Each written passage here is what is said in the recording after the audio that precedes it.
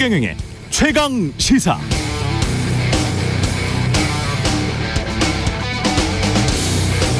네, 전두환 손자의 인스타그램 유튜브 게시물이 화제입니다. 제 할아버지는 학살자, 범죄자다. 가족들의 범죄, 사기 행각을 밝히기 위해 동영상을 찍었다. 가족들이 검은 돈을 쓰고 있다는 등의 주장을 했습니다. 해당 글을 올린 사람이 전두환의 손자인 것은 확인됐고요. 그의 아버지 전재용 씨는 아들이 많이 아프다고 조선일보에 말했습니다만 글쎄요. 전두환 일가가 얼마나 거대한 부를 소유하고 있는지는 이미 밝혀진 바 있죠. 2019년 뉴스타파에 따르면 전두환의 장남 전재국은 서울 서초구, 경기도 파주 일대 땅과 건물, 차남 전재용도 서초구의 부동산, 삼남은 서울 용산구 한남동의 토지와 건물, 장녀는 안양시의 건물과 토지, 손녀와 손자들은 어떤 회사들의 지분을 나눠 가지고 있었거든요. 전두환 씨는 군사반란을 일으키고 대법에서 유죄 확정 판결 받았지만 추징금은 완납하지 않고 2021년 사망했습니다. 전두환이 가졌다라고 주장했던 건 29만 1,000원. 그러나 그 가족들은 최소한 3대는 먹고 살 만한 풍요로운 기반을 마련했습니다. 어떻게? 다 본인들 노력으로? 모르죠. 그냥 그렇다는 이야기입니다. 네. 안녕하십니까. 3월 16일 세상에 이익이 되는 방송 최경영의 최강시사 출발합니다. 저는 KBS 최경영 기자고요. 최경영의 최강시사 유튜브로도 실시간 방송합니다. 문자 참여는 짧은 문자 50원, 긴 문자 100원이 드는 샵 9730 콩어플 무료고요. 오늘 최강시사 국민의힘 원내대표 하마평에 오르고 있습니다. 윤상현 의원 만나고요. 정동영 전 통일부 장관, NSC 전 상임의장이기도 한데요. 오늘 오후에 있을 한일 정상회담 전망하겠습니다. 그리고 김용태, 장경태, 태태 브라더스와 함께하는 젊은 토론 준비되어 있습니다.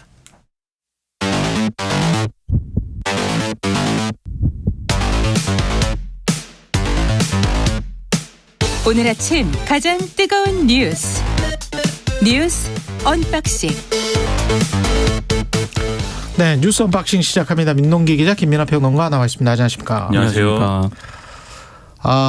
오늘 한일 정상회담을 하고 공동 성명 없이 기자회견만 갖는다고요? 양국 정상이? 일단 그 대통령실 고위 관계자가 이제 기자들에게 어제 밝힌 내용인데요. 예. 시간이 촉박할 뿐만 아니라 2018년 이후에 양국 관계가 불편한 관계가 더욱 중폭이 돼서 불신이 가중이 됐다. 그래서 그동안의 입장을 총정리하고 정제된 문구를 다듬기에는 시간이 부족하다. 그러면서 이제 기자회견만 하고 공동선언은 없다 이렇게 얘기를 했는데요. 하지만 이번 정상회담을 계기로 공동선언을 준비하는 위원회를 구성을 할 것이다 이렇게 얘기를 했습니다. 근데 지금 논란이 어제 한참이 됐던 게 이른바 그 오므라이스 논란 아니겠습니까? 예. 그 오므라이스 논란과 관련해서 대통령실 고위 관계자가 또 브리핑에서 기자들에게 얘기를 했습니다. 이게 요미우리가 보도한 내용인데요. 일단 그 저녁을 2번 먹을 수는 없다. 양 정상 내외가 사적으로 궁금한 것 그리고 인간적으로 교류하며 친밀감을 갖는 시간을 가질 것이다. 이렇게 얘기를 했고 그래서 이제 궁금한 거는 그 120년 된 오므라이스 가게에서 2차 만찬을 하느냐 마느냐 이거 아니겠습니까? 예. 근데 여기에 대해서는 명확하게 일단 입장을 밝히지는 않았고요. 일단 저녁 2번은 없다. 이렇게만 얘기를 하고 있습니다. 그렇군요. 아마도 오므라이스를 안주로 먹지 않을까 싶고요. 저녁 2번도 없고 공동 성명도 없고 그렇습니다. 네. 이게 네. 이제 이 앞에 부분 그러니까 공동 성명 부분은 지금 이제 공동 선언, 공동 성명, 그다음에 이제 공동 기자회견 이렇게 층위를 나눠볼 수가 있을 것인데 일단 공동 선언이라는 거는 과거에 이제 김대중 오부치 선언 이런 형태로 네. 양국의 어떤 포괄적인 여러 가지 사안에 대해서 가장 이제 어떤 상위의 층위에 그런 합의에 이르는 어떤 입장 발표를 얘기하는 건데 아마도 우리 정부는 그 정도 수준까지도 기대를 했을 거예요 아마. 근데 그건 어쨌든 이 준비 과정에서도 이제 현실성이 없다는 결론에 이르는 것 같고 그러면 최소한 이 공동 성명, 그러니까 이번 정상회담을 통해서 양국 정상이 이러한 점에 합의했다라고 공통의 문서를 발표하는 거, 요거는 기대를 그래도 여전히 해볼 만했는데 이게 되려면은 이번 정상회담의 핵심 의제에 대해서 양국 간의 합의가 그러니까 돼야 됩니다. 그렇죠. 어떻게 하겠다라는 게 그 합의라는 거는 결국 이 일본 정부가 과거사 문제에 대해서 어떤 입장을 표명하는 것인지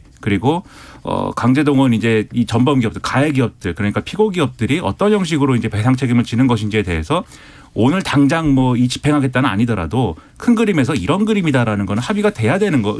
그래야 이제 공동 성명이 가능한 거거든요. 근데 지금 이제 우리가 그동안 공동 성명을 위한 어떤 기준도 많이 낮춰놓은 거잖아요. 기대치를. 근데 그 공동 성명도 지금 없다라는 것은 그 기대치도 충족하지 못한 형태로 정상회담 결론이 날 것이다라고 볼 수가 있는 거고요. 그럼 나머지는 뭐냐? 공동 기자회견을 하는 건데 이 기자회견은 각자가 이제 이 따로따로 각자가 각자 언론에 많이 이제 보신 장면이에요. 이제 이 양국 간에 이제 정상회담 하고 나면 각자 서서 각자의 이제 언론에 대한 어떤 질문 답변 이런 걸 하는 과정이 있는 거고요. 이 과정에 만약에 두 사람의 인식이 다르거나 하는 경우 그런 이례적인 경우도 있습니다. 그래서 과거에 이제 이명박 정부 시절에 이명박 대통령이랑 미국의 이제 부시 대통령이랑 이 파병 뭐 이런 문제에 대해서 논의를 했다 안 했다 가지고 양국 정상의 인식차가 드러난 경우도 있거든요. 그러니까 이런 경우가 있는 것처럼 그 정도의 인식을 같이 하고 합의를 같이 한 형태는 아닌 거다. 공동 기자회견이. 그래서 이 수준의 것이다라고 예상을 할 수가 있다는 거죠. 요미우리 신문과의 인터뷰가 무려 9면이에요. 예. 그러니까 어제 이제 인터뷰 내용도 공개를 했고요. 이제 한일 정상회담 내용까지 포함해서 9개면인데 예. 이건 매우 이례적인 지면 배치입니다. 근데 윤석열 대통령이 한 내용이 인터뷰한 내용이 상당히 좀 논란을 불러일으키고 있습니다. 일단 제3자 변제라는 정부 해법이 있지 않습니까? 예. 이거는 대선에 출마하기 전부터 본인이 합리적이지 않을까 생각을 했다.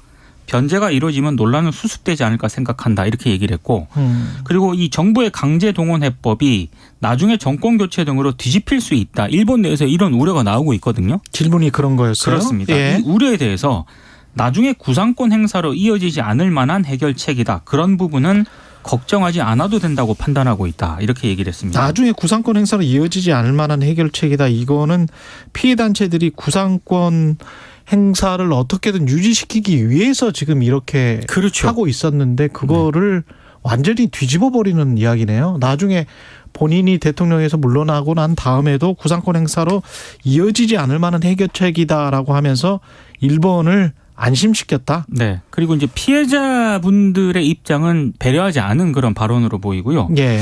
더 어제 논란을 일으켰던 그런 발언이 있는데 지금 일본이 북한, 중국과 같은 주변국의 미사일 기지를 직접 타격하는 이른바 반격 능력 보유 방침을 밝히지 않았습니까? 근데 이것과 관련해서 윤 대통령이 북한의 중거리 미사일이 일본 열도를 통과하는 상황에서 일본의 조치를 충분히 이해하고 있다. 이렇게 얘기를 했습니다.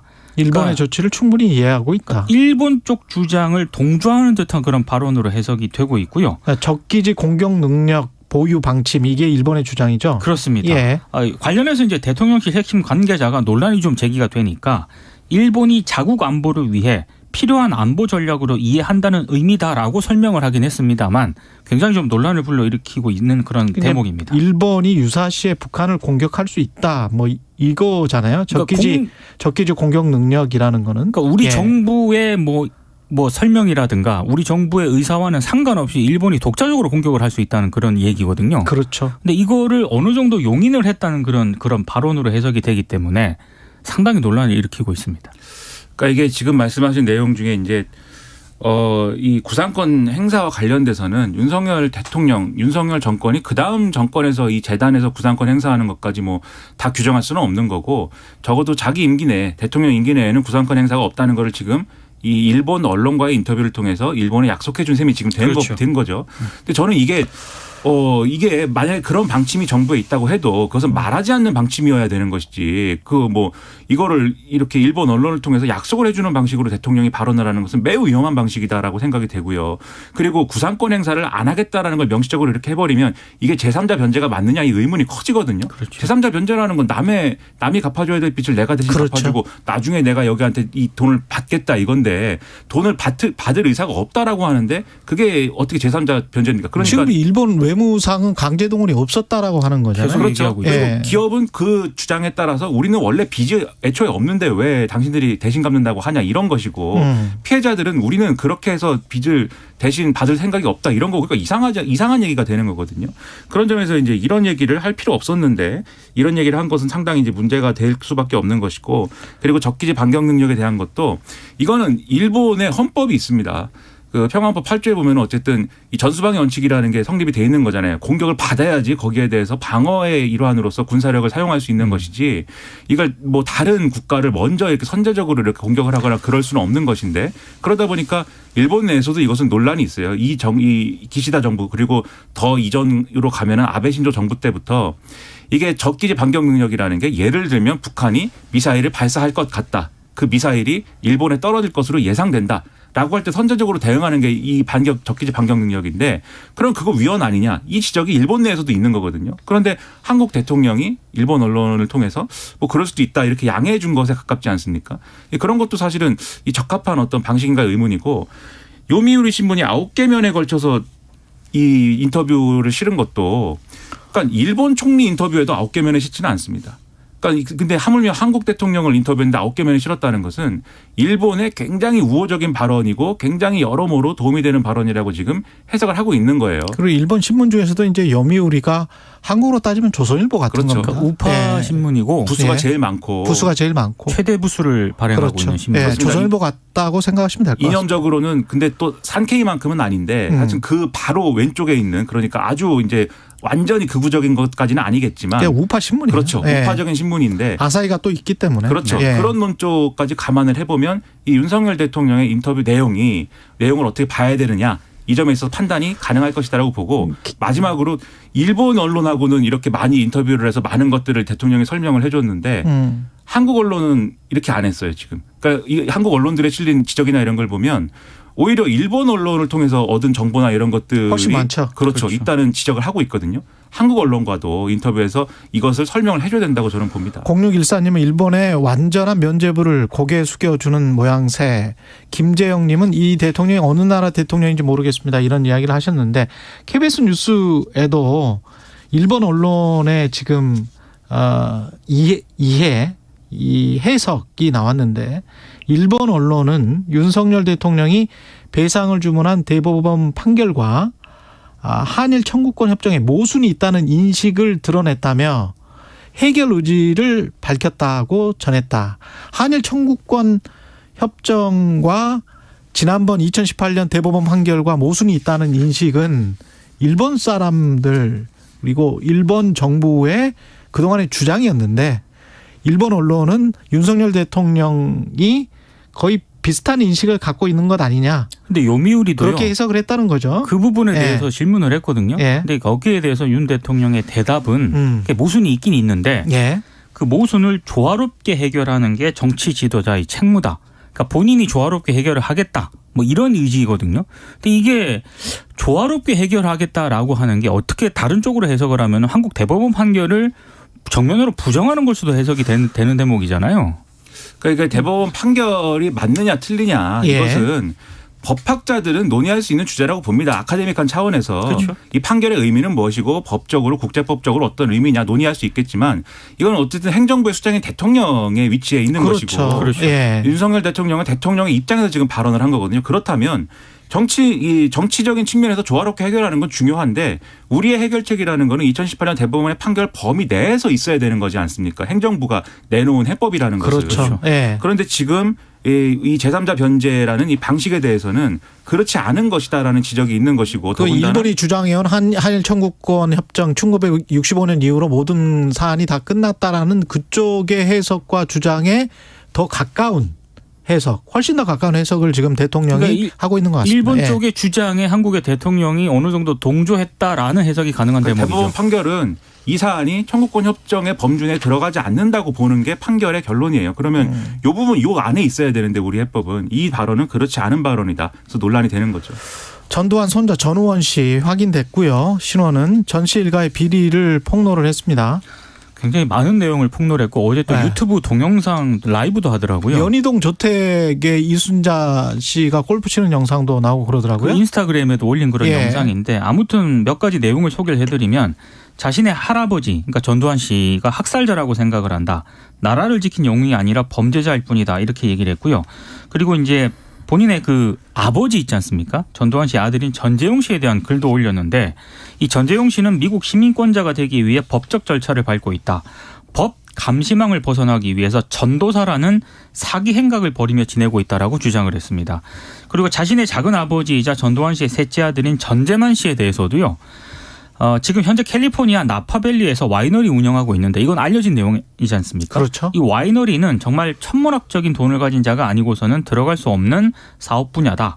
검은 돈의 냄새가 난다. 이렇게 주장을 했습니다. 실제로 뉴스타파에서 조세드 피처의 전재국 씨였죠. 그렇죠. 예, 전재국 씨의 조세대 피처의 계좌가 있다는 거는 밝혀진 적이 있고 네. 그게 뭐 한 어떤 조세대 피처의 회사를 털어서 나온 그 자료이기 때문에 전 세계에는 수천 개 수만 개 조세대 피처 회사들이 있기 때문에 어느 곳에 또 다른 어떤 돈이 있는지는 알 수가 없습니다. 또 일부 언론들이 네. 이 나파밸리를 직접 가보기도 했는데 마치 이제 그러니까 무슨 뭐 와인을 만드는 무슨 공장이 아니라 엄청난 그 땅을 그렇죠. 와이너리 농장이거든요. 근데 마치 요새처럼 이렇게 운영이 되고 있다라고 또 보도를 하기도 했고 어제 유튜브 생방송에서는요.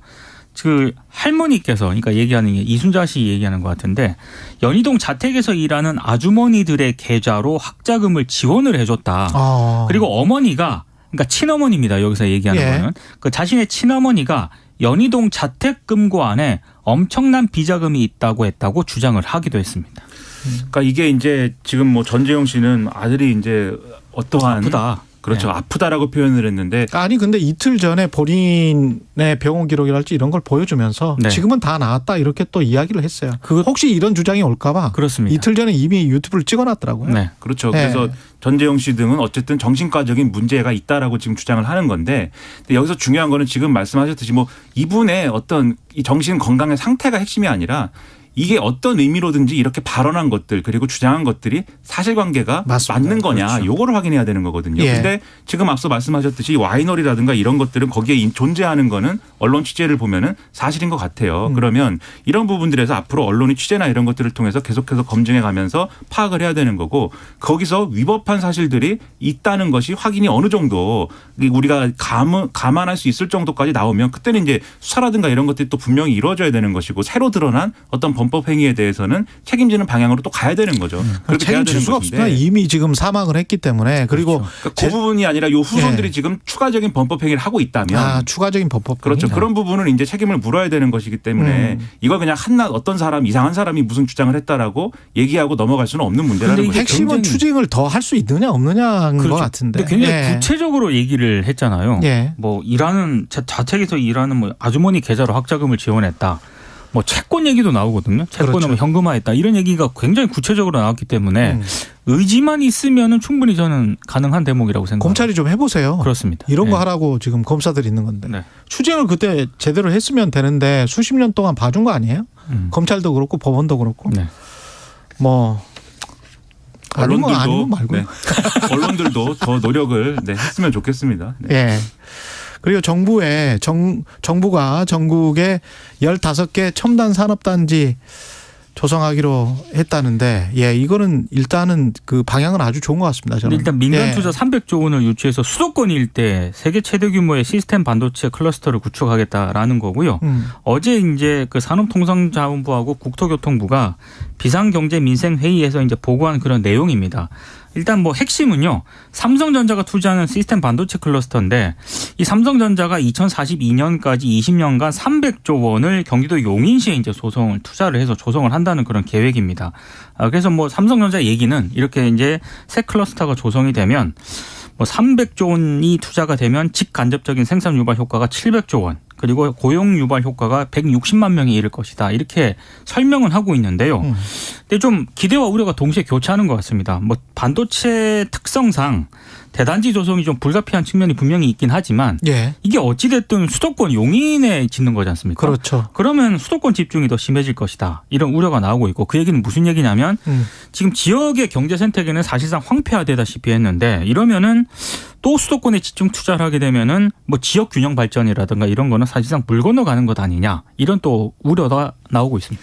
뭐 균형 발전 우려도 있고 그다음에 이 반도체 산업의 앞으로의 어떤 전망과 관련돼서는 그보다 더 상위에서 좀 풀어야 될 문제들이 있는 거 아닙니까? 외교안보적으로. 그런 문제에서 더 힘을 발휘해야 될 것 같고 그다음에 지금 300조에 달하는 민간 투자라고 정부가 발표했지만 그리고 총 이제 550조 원이 6대 분야에 걸쳐서 2026년까지 투자가 되는 건데 이 중에 사실 정부가 직접 이제 돈을 내는 거는 5년간 총 25조 원을 양자, 인공지능 등의 이 주요 기술에 이제 연구 개발하는 데 투자하는 거 요 정도고 나머지 어쨌든 기업이 내는 건데 또 삼성과 관련된 반도체에 관련된 다른 것들은 다른 부분은 지난해 5월 달에 기업들이 이미 발표한 내용인 거예요. 그래서 재탕 아니냐 이런 지적들도 같이 있는 것인데 결국 삼성이 반도체 이 시설과 관련된 투자를 어디다 하는 거냐 이 문제거든요. 결국은 그렇죠. 좀 정부가 과도하게 생색내고 있다는 말이 계속 나오지 않도록 추가적인 여러 가지 조치들이 잘 이루어졌으면 좋겠습니다. 국가안보적인 측면에서도 반도체 공장을 더 많이 지어야 되는 거는 이 국내에 더 많이 지어야 되는 거는 맞고요. 이 방향은 맞는 것 같은데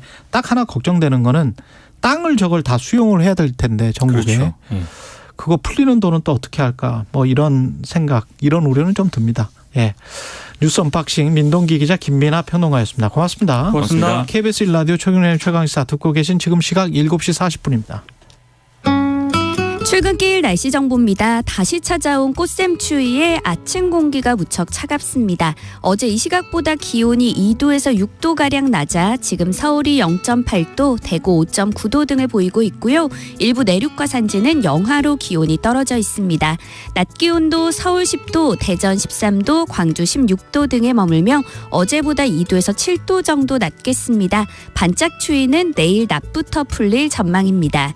오늘 전국이 대체로 맑겠지만 대기가 무척 건조하겠고요. 또 오전까지 황사의 영향으로 충청도와 남부지방은 미세먼지 농도가 높겠습니다. 바람도 전국적으로 오전까지 강하게 불 전망입니다. 현재 서울의 기온은 0.8도입니다. 날씨 정보 송소진입니다. 이어서 이 시각 교통 상황을 KBS 교통정보센터 이승미 씨가 전해드립니다. 네, 이 시각 교통 상황입니다. 경부고속도로 부산 방향 출근 정체 한남에서 서초, 신갈에서 수원, 남사 부근 3km 구간입니다. 이후로는 대전 부근 1차로에 장애물이 있고요. 도동분기점 4차로와 갓길에서 화물차 화재 사고 처리하고 있어서 정체입니다. 영동고속도로 강릉 방향은 서창 부근과 반월터널 부곡까지 밀리고 용인에서 양지터널까지 정체가 되고요. 서양고속도로 목포 방향 순산터널에서 팔곡 분기점까지 밀립니다. KBS 교통정보센터였습니다. 오늘 하루 이슈의 중심. 당신의 아침을 책임지는 직격 인터뷰. 여러분은 지금 KBS 1라디오 최경영의 최강시사와 함께하고 계십니다. 네, 오늘부터 이틀간 한일 정상회담 진행되는데요. 시작부터 부정 여론이 거셉니다. 과연 의미 있는 성과가 나올지, 그 의미 있는 성과가 뭔지 외교통 이슈죠. 국민의힘 윤상현 의원과 이야기 나눠보겠습니다. 안녕하세요. 예, 안녕하세요. 윤상현 의원입니다. 예, 한일 정상회담 우려가 좀 많습니다. 기대보다는 우려가 좀 있는 것 같은데 어떻게 생각하세요? 예, 우려가 있는 게 사실입니다. 예. 최근에 여론조사 보면은요, 예. 많은 분들이 우려하고 있습니다. 어떤 의미가 있어야 될까요? 의원님께서는 어떻게 생각하십니까? 일단은 윤석열 대통령이 이제 2018년 10월이거든요. 예. 대법원에 그 미쓰비시 중공업 신일본 제철에 강제 동원, 징용된 이제 분들의 이 개인적인 손해배상 청구권에 대해서 맞다, 손해배상 청구해라 해가지고 한 분당 1억에서 1억 5천만 원 정도의 이제 지급을 해야 된다 했고요. 그래서 사실 법원에서 이제 현금화 단계까지 가지 않았습니까? 예. 그러면 그거에 대해서 한일 간의 파국을 맞이할 수밖에 없으니까 결국 윤석열 대통령이 대승적인 결단 차원에서 판결금과 이자 분에 대해서 강제징용 재단, 우리 행안부 산하죠. 거기서 이제 모금을 해서 이제 지불하는 걸로 했고, 구상권, 일본 기업에 대해서 구상권을 청구하지 않는다. 이게 이제 핵심이거든요. 그렇죠. 이런 거에 대해서 왜 일본 전범 기업들이 왜 사죄도 안 하고 왜 이 손해배상도 안 하느냐, 해야 되는 거 아니냐. 예. 이런 거에 대한 반발입니다. 그렇죠. 근데 사실 일본인은 항상 줄곧 입장이 1965년 한일 기본 조약하고 청구권 협정에 의해서 이제 이 청구권 문제는 일단락 됐다라고 계속 주장을 해 왔고요. 예. 또 한국과 일본 정부가 계속해서 그 입장을 받아들인 것도 사실입니다.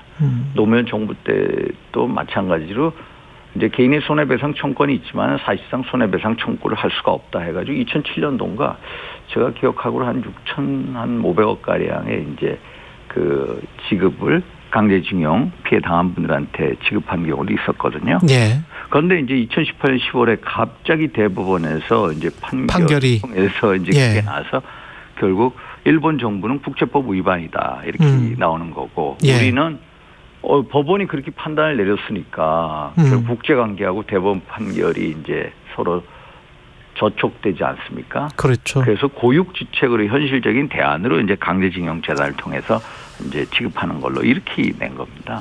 근데 요미우리 신문 인터뷰 지금 9면에 걸친 요미우리 신문 인터뷰에서는 좀 더 많이 예. 나간 것 같단 말이죠. 이게 지금 나중에 구상권 행사로 이어지지 않을 만한 해결책이다라고 이야기하면서 일본의 우려를 좀 다독이려고 했고, 그러니까 한국의 여론을 다독인다기보다는 계속 일본 쪽으로 방향이 가고 있는 거 아닌가 뭐 이런 느낌이. 일본 쪽의 입장을 틀어줬다. 예. 이제 그런 비판을 하는데 예. 한일 관계 이 역사를 보면 그렇게 보기도 어렵습니다. 이게 구상권을 청구한다 이게 쉬운 문제가 아니거든요. 일본 예. 정부가 구상권 청구에 대해서 일본 기업으로 절대로 못하게 하고 만약에 이런 식으로 가면은 한일 관계는 돌이킬 수 없다라는 이제 강경한 입장을 취하고 있기 때문에 이게 마땅한 해결책이 없습니다.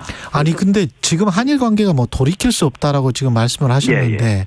한일 우리가 지금 국교 이미 아니 뭐 국교가 뭐 끊어진 것도 아니고 예. 사람들이 왔다 갔다 왕래를 하고. 근데 이제 왕래하고 그렇습니다만은 이제 사실 최근에 예. 그 북한 문제 그러니까 급박하지 않습니다. 예. 북한의 이제 핵 미사일이 너무나도 고도화됐어요. 그러니까 한국과 일본 간의 북핵 미사일 공조를 전략적 공조가 긴급한 상황이거든요.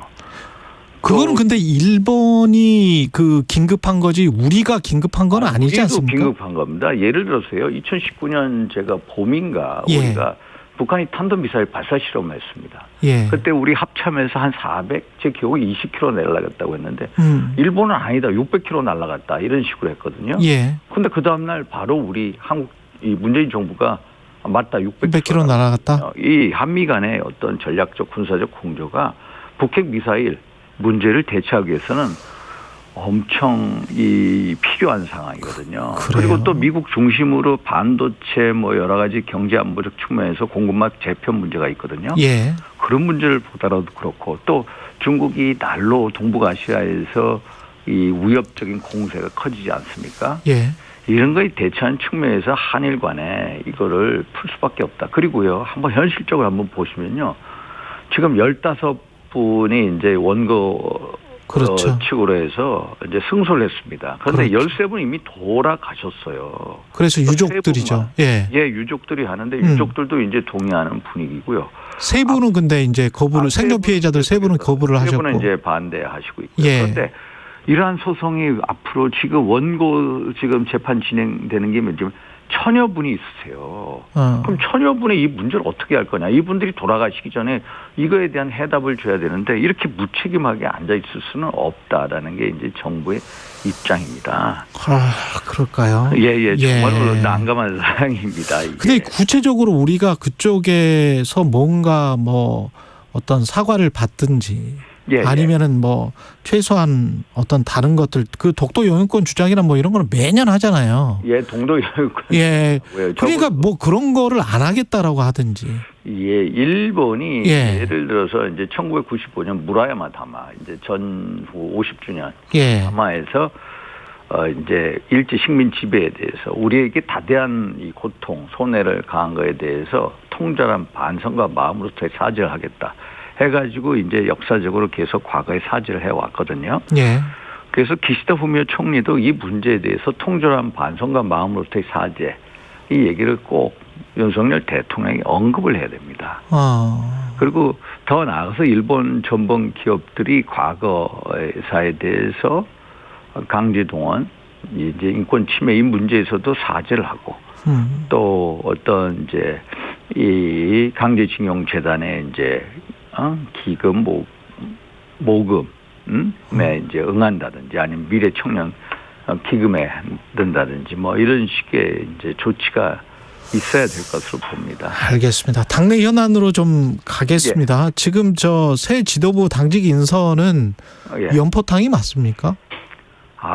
연포탕으로 보기엔 좀 아쉬운 점이 많습니다. 솔직히. 어떤 점에서요?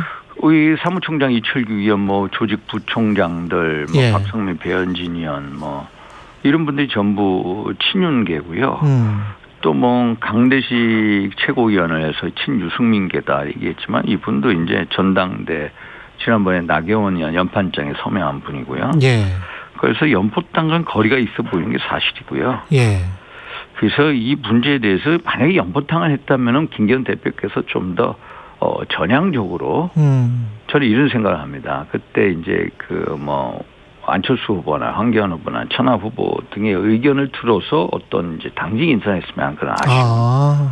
그렇죠? 예, 혼자 하지 않고. 예. 이런 게 연포탕 인사죠. 그러니까 이게 그래서 이제 당정 일체 계속해서 친윤계 지도부 일세가 아닙니까? 예. 그러니까 당직 인선도 어떻게 보면 혼연일체를 택한 게 아니냐.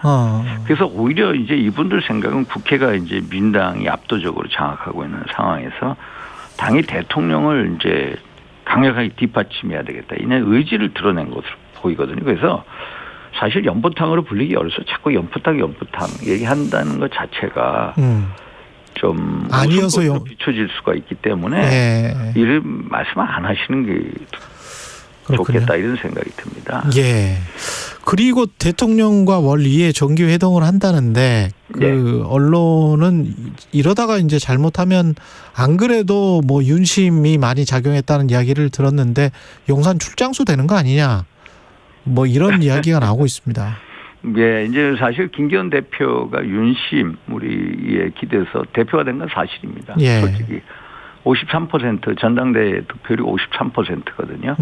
그런데 3개월 전만 하더라도 3%에 맞아요. 출발해서 예. 53이 됐습니다. 이거는 뭐 친윤계나 뭐 윤심의 이제 작용으로 볼 수밖에 없고요. 그래서 수직적인 당청 관계, 뭐 이제 용화대 대통령실의 이제 하속 기간 이런 거에 대해 우려가 있는 것도 사실입니다만 네. 저는 이제 김기현 대표가 그렇게 그런 거에 끌려갈 뿐 아니다. 이분도 자기 나름대로 어떤 이제 철학이나 이제 고집도 있는 분이거든요. 그래서 네. 특히 중요한 게 내년도 총선 승리. 그거에 따라서 대표의 명운이 갈리거든요. 그렇죠. 그런데 본인이 이런 수직적인 당청 관계의 주인공이 된다? 본인 스스로 납득하기 어려울 거고요. 그런 수직적인 당청 관계를 통해서 유권자분들이 표를 줄 거냐? 표를 주지 않을 거라 봅니다. 그래서 김기현 대표의 어떤 리더십에 달렸다. 본인도 이런 위험성, 우려에 대해서 잘 알고 있다고 봅니다. 그 원내대표도 사실은 뭐 수도권 대 영남의 구도를 이야기하시는 분들이 많던데 의원님도 거론이 되고 있습니다. 원내대표에. 제가 이제 수도권 출신에 거론이 되는데요. 예. 그런데 아시다시피 지금 수도권에 우리 국민의 의석수가 거의 없지 않습니까? 그렇죠. 예. 121석인데요. 지난 그 21대 총선에서 서울 49개 의석 중에 8개. 그 당시 미래통합당이죠. 국민의힘 전시 8개밖에 못 얻었습니다. 41개 민당에 갔습니다. 41대 8이죠. 경기도 59석 중에 우리 그 미래통합당 의석이 그 당시에 7석 얻었고요. 인천이 13개 의석 중에 1석 얻었습니다. 제가 무소속 1석을 보태서 121석 중에 17개 의석이거든요. 예. 수도권이 참패를 당해요. 그 수도권에 대약진이 필요하거든요. 예. 또 지금 민당 지도부 보면은 이재명 대표나 그 최고위원 전원이 수도권 일색이고요. 그 원내 지도부 전부 수도권 의원입니다. 예. 그래서 수도권의 총선에 있었을 때 전 약진이 필요한데 이 지도부에 수도권 민심을 아는 처절하고 절박한 민심을 아는 분들이 거의 없어요. 그래서 원내대표는 수도권 출신이어야 한다. 그래서 이제 수도권 출신원이 계속 이제 힘을 받고 있는 게 사실이고요. 예. 저 같은 경우는 이제 수도권 출신이지만 또 충청 출신이 수도권 의원이고 예. 또 뭐 외교 경제통이고 뭐 이제 비윤계나 뭐 친명계하고도 대화가 된다 해서 이제 그런 얘기가 있는 것도 사실입니다. 그럼 나가실 거예요? 지금은 아직 뭐 그럴 단계 뭐 얘기할 단계 아니고요. 지금은 우선은 이제 그 김기현 대표 체제 안착이 중요합니다. 예. 지난 전당대회를 통해서 여러 가지 이제 대통령실 윤심 논란 등이 많지 않았습니까? 예. 내부적으로는 대단히 사분 오열돼 있습니다. 솔직히 이것을 이제 봉합을 하고 일심동체로 가는 게 단합을 하는 게 중요하다. 그래서 지금은 단합해야 될 때지 뭐 원내대표 나간다 뭐 한다 얘기할 때가 아니라고 봅니다. 알겠습니다. 여기까지 듣겠습니다. 지금까지 국민의힘 윤상현 의원이었습니다. 고맙습니다. 예, 감사합니다. 예, KBS 1라디오 최경영의 최강시사 1부는 여기까지고요. 잠시 후 2부에서는 정동영 전 통일부 장관 만나보고 한 번 더 뉴스도 준비되어 있습니다.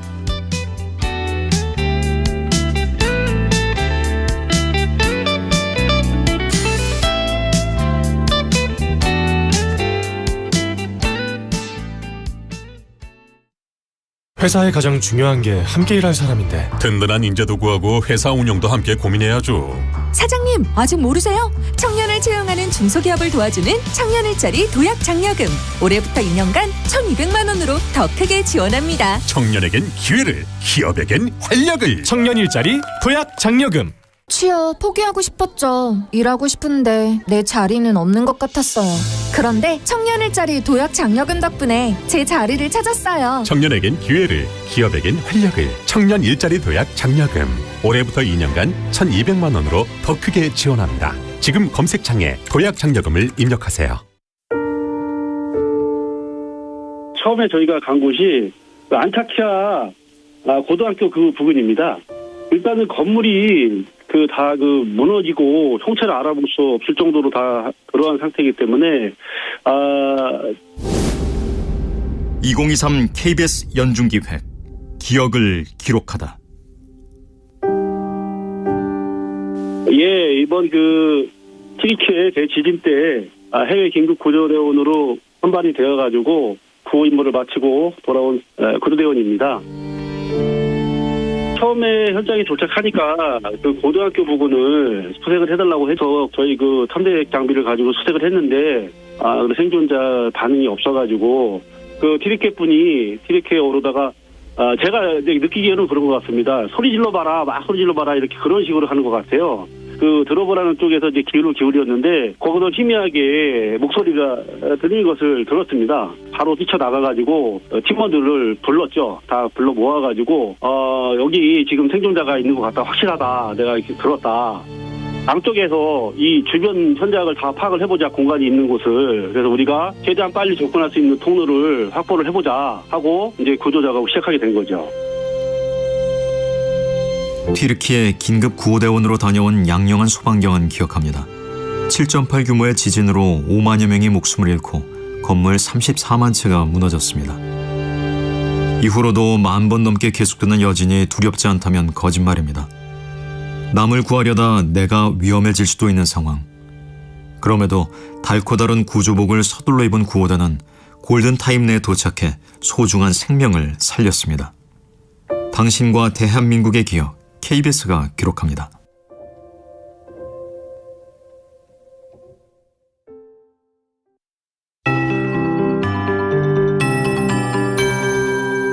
KBS 58분 날씨. 다시 꽃샘추위가 찾아오면서 아침 공기가 차가워졌습니다. 지금 어제 이 시각보다 기온이 2도에서 6도가량 낮아 서울이 1.2도, 대구 5.9도 등을 보이고 있고요. 일부 내륙과 산지의 기온은 영하로 떨어져 있습니다. 낮 기온도 서울 10도, 대전, 제주 13도, 광주 16도, 부산 17도 등에 머물며 어제보다 2도에서 7도 정도 낮겠습니다.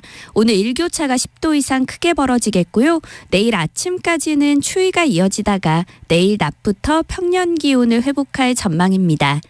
오늘 전국이 대체로 맑겠습니다. 대기는 여전히 건조한 상태인데요. 지금 서울과 대전, 광주, 대구를 비롯해 전국 곳곳에 건조주의보가 발효 중이고요.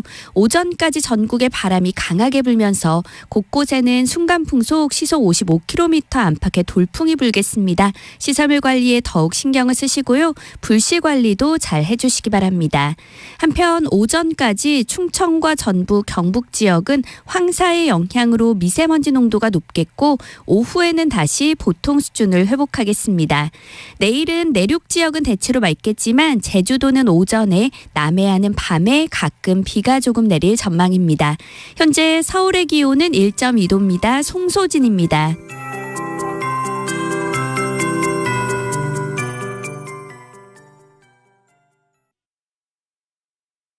정성을 다하는 국민의 방송 KBS가 8시를 알려드립니다. AM 711kHz, FM 97.3MHz, KBS 1라디오입니다. HLKA.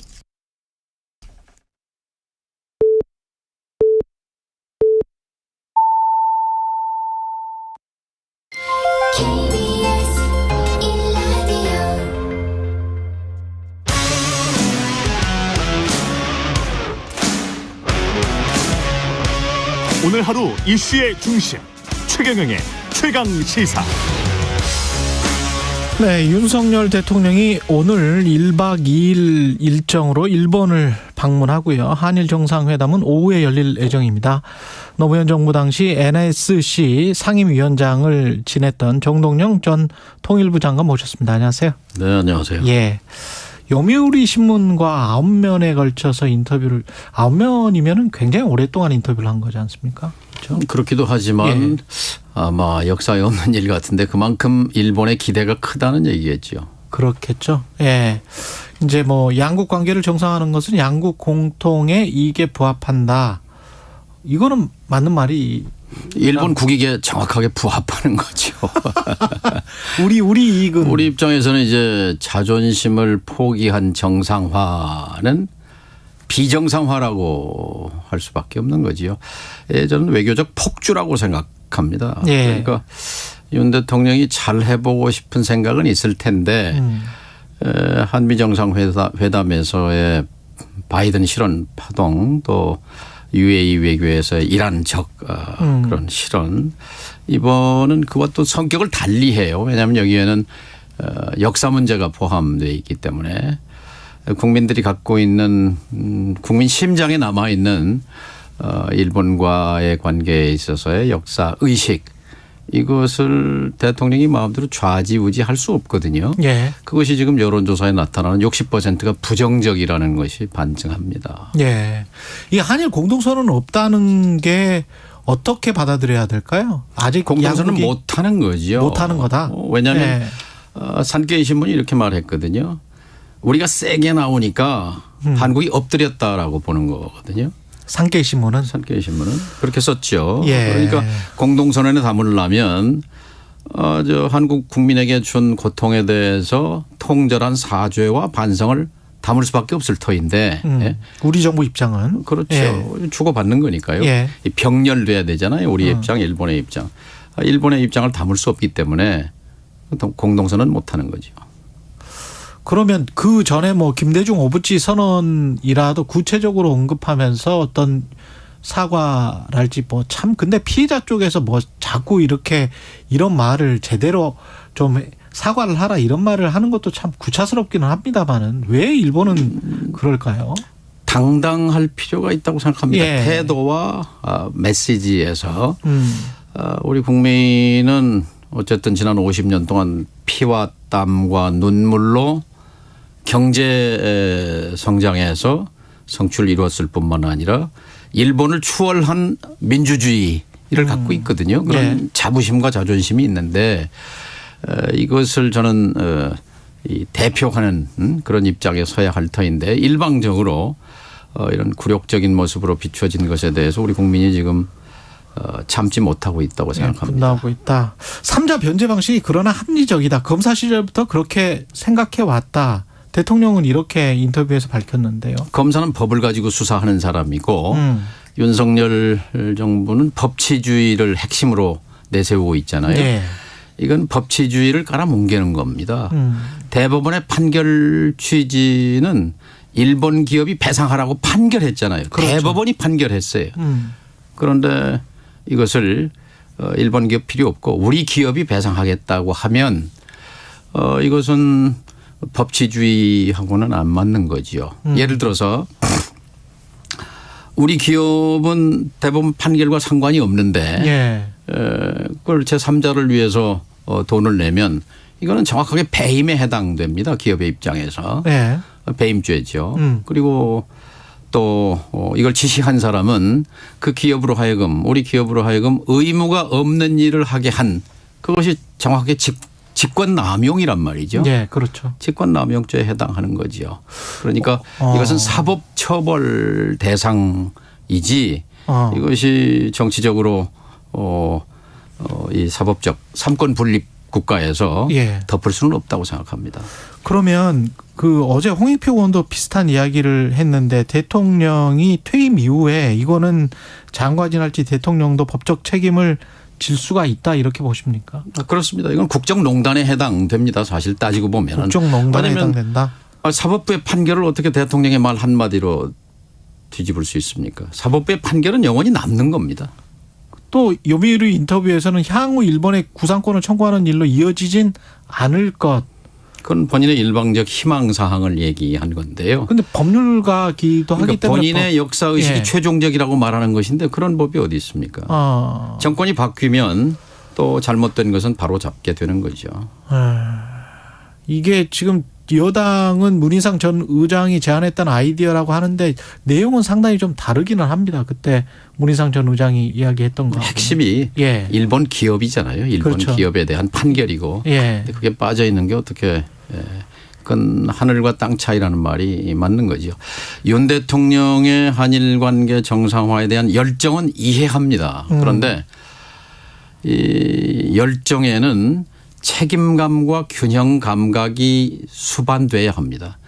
이것은 제가 하는 말이 아니라 막스 베버의 얘기입니다. 직업으로서의 정치라는 명제를 남긴 이 사회사상가 막스 베버가 갈파했듯이 이 책임감이 수반되지 않는 열정은 이것은 개인적 자기도취이고 이것은 필연적으로 객관성의 상실 그리고 무책임성으로 이어진다 이렇게 되어 있는데 정확하게 지금 한일 관계 지금 윤석열 정부의 외교에서 드러나는 문제를 100년 전에 막스 베거 지적과 일치합니다. 그 대통령은 이게 미래를 위한 결단이라고 했고 그리고 집권 여당에서도 방금 전에 윤상현 의원도 지금 한일 관계를 빨리 정상화해 놓는 게 여러 가지 동북아 정세, 북한과의 관계 뭐 이런 것들 때문에도 굉장히 좀 중요하다. 이렇게 갈 수밖에 없다라는 식의 이제 변론을 했는데 어떻게 보십니까? 그럴 수밖에 없습니까? 결단이다. 미래를 위해 향해 가자 이렇게 얘기하는데요. 두 가지 키워드 문제가 있습니다. 결단은 그 피해자와 국민을 위한 결단일 때 빛을 발하는 거지. 일방적으로 손해보는 결단은 자해지요. 자해. 결단이 아니라. 자해다. 그다음에 미래를 향해 가자 했을 때 그 미래는 당당함이 수반돼야 되는 건데 이것은 그 미래는 그냥 비굴함을 포장한 포장지일 뿐이라고 생각합니다. 수사는 그럴듯하지만 내용을 뜯어보면 우리 국민들은 구체적인 내용은 세세하게 파악하지 못하지만 직관으로 알잖아요. 그 본질을. 그렇기 때문에 60%의 국민이 부정적인 거지요. 그리고 그 결과로 윤 대통령의 지지율도 폭락하고 있지 않습니까? 그 한일 정상회담이 여하튼 오늘 오후에 열리면 우리가 최소한 이거는 일본으로부터 받아내야 된다 이런 것들이 있을까요? 조마조마합니다. 사실 좀 당당했으면 좋겠는데요. 태도에 있어서 좀 당당하고 메시지에 있어서 당당해야 하는데 이미 요미우리 신문 인터뷰에서 큰 사고를 쳤어요. 뭐냐면 겁니다. 일본이 반격 능력, 적 기지를 타격하는 능력을 갖추겠다는 것에 대해서 이해한다라는 그거는 대단히 위험천만합니다. 그게 어떤 의미가 될까요? 그러니까 북한이 쏜 탄도미사일이 일본 상공을 넘어가면 이게 위험하다고 판단하면 일본이 평양을 때릴 수 있다는 얘기 아닙니까? 그러니까요. 그러면 윤석열 대통령 생각에는 지금 일본이 북을 공격하면 우리도 함께 북을 치겠다는 그런 함의인지 정말 위험한 사고지요. 그럼 전쟁은 한반도에서 일어나게 되는 거죠. 그렇죠. 이미 이 정부는 역대 정부가 보수 정부 노태우 정부 때부터 쭉 일관되게 추진해온 정책 기조 화해 협력 정책을 폐기 처분했습니다. 또 외교를 통해서 북핵 문제를 해결하겠다는 이런 노력도 포기했습니다. 그리고 단순히 한미동맹 그리고 미일 동맹에 편입되는 한미일 삼각군사동맹 이것이 해법이라고 생각하는 그런 일방주의 이 편향적 그런 군사주의 힘에 의한 평화 굉장히 위험하고 시대착오적입니다. 그래서 결과적으로 윤석열 정부가 미국 일본의 맨 앞장서서 이른바 신냉전에 천병 선봉대가 돼 있는 거지요. 미국 이야기는 조금 이따가 하고요. 지금 가령 이제 예를 들어서 후쿠시마 오염수 배출이랄지 독도 영유권은 뭐 매년마다 주장을 하고 있으니까 그런 거라도 어떻게 좀 그럴 가능성은 뭐 0%입니다. 어제 민주당이 그래요? 가서 용산에 가서 4대 요구 독도 영유권 더 이상 주장하지 말라. 후쿠시마 원전수 오염 방출 중단 약속 받아라 했는데 그걸 하겠습니까? 근데 이 뒤에 지금 하든 안 하든 할 말은 하는 한일 관계가 돼야 되죠. 그렇죠. 일본 비위 맞추는 한일 관계. 산케이가 말했듯이 엎드리는 한일 관계는 안 되는 거죠.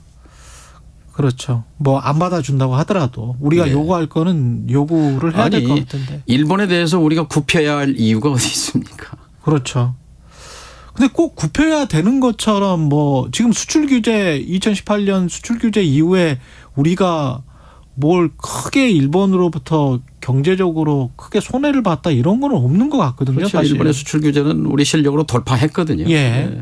그래서 사실 크게 경제적 실익으로 당장 얻을 것은 없습니다. 그러니까 이 뿌리를 보면은 결국은 윤 대통령의 이제 후보 시절에 선제 타격론도 나왔지만 북한에 대한 적대, 증오 이것이 이제 한반도의 안보 위기를 증폭하면서 이것에 대응하기 위한 수단으로서의 한미일 합작, 한미일 군사협력 여기에 지나치게 매달린 결과적으로 이 3자 변제도 그 연장선에서 이루어진 폭주라고 생각합니다. 그러니까 한미일 동맹을 공고하게 가져가야 되는 거는 맞긴 맞잖아요. 그죠? 아니죠. 한미일 동맹은요. 그것은 한미 동맹이지 한미일 동맹으로 가서는 안 되는 겁니다. 한미일 왜냐면요. 동맹으로 가서는 안 된다. 우리는 지난 30년 동안 부채살처럼 펴는 국력의 신장. 우리 국민의 기운이 뻗어나갔잖아요. 중국도 우리의 시장으로 만들었고 우리의 우방으로 만들었고 소련도 러시아도 우리의 우방이 됐고 통유럽 전 세계가 우리와 친선 우방 관계지 않습니까? 그런데 이 정부 들어서 오른팔 자르고 왼팔 자르고 중국 적대하고 러시아 적대하고 이란 적대하고 어떻게 이 축소지향에 한국을 스스로 섬나라에 가두는 거지요. 그러면 한미 동맹이 아닌 한미일 동맹이 의미하는 것은 중국과의 적대시 한미일 동맹 노선으로 가게 되면 자연히 북중로 협력을 넘어서 다시 북중로 동맹의 복원으로 이어지는 거죠. 그렇게 되면 그런 대결 구조 속에서 우리는 우리의 한반도의 문제를 우리 스스로 스스로 결정할 수 있는 여지는 점점 줄어드는 거죠. 그렇게 되면 평화 통일의 전망 역시 100년을 넘어서서 어떻게 또 200년까지 기다려야 됩니까? 적어도 100년 안에는 이 문제 해결해야 되죠.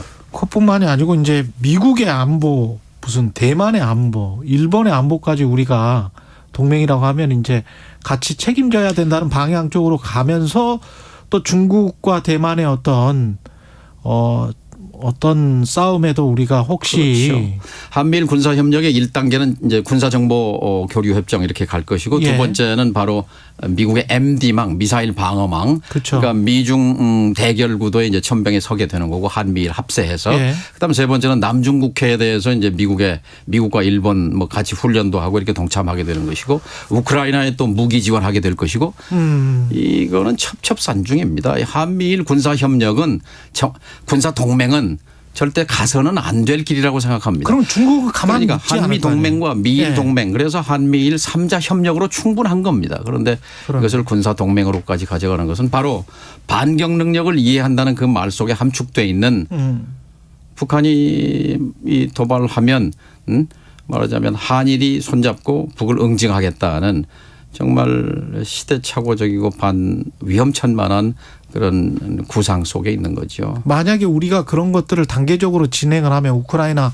아까 무기 지원까지 그다음에 미국의 MD 체계까지 편입이 되고 이렇게 돼버리면 중국은 어떻게 할까요?